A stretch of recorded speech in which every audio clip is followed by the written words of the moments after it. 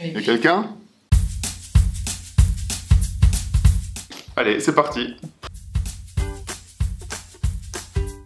Alors oui, parce que le périnée est constitué de plusieurs muscles différents, ça c'est sûr, mais tous ces muscles sont innervés par les mêmes nerfs qui viennent de la colonne vertébrale. C'est-à-dire que ces nerfs sont stimulés soit pour le vagin, soit pour le rectum, c'est les mêmes nerfs qui irriguent ces différents muscles. Donc on fasse travailler ces muscles par le vagin ou par le rectum, dans tous les cas, il y aura une activité qui sera globale au niveau du périnée.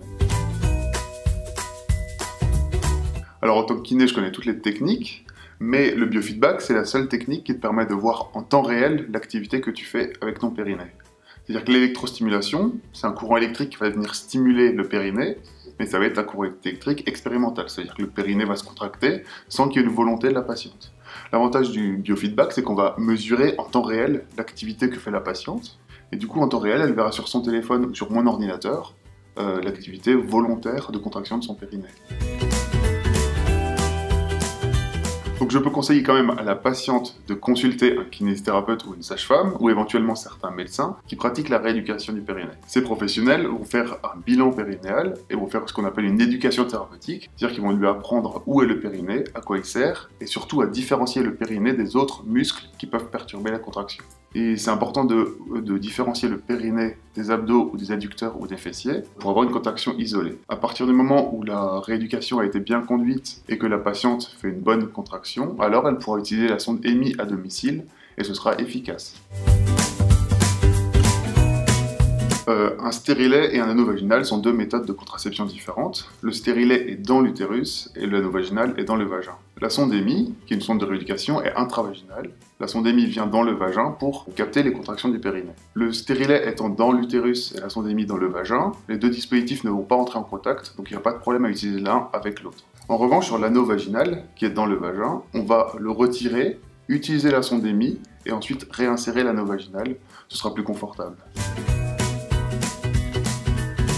Alors on peut tout à fait utiliser la sonde EMI pendant les règles. Il n'y a pas besoin pour ça d'utiliser un préservatif. La sonde EMI c'est un produit qui est personnel, donc il faut juste respecter les règles d'hygiène de base, c'est-à-dire que vous nettoyez la sonde EMI avant et après l'utilisation, à l'eau claire et au savon ou avec une lingette, et il n'y a pas de souci pour utiliser la sonde pendant les règles.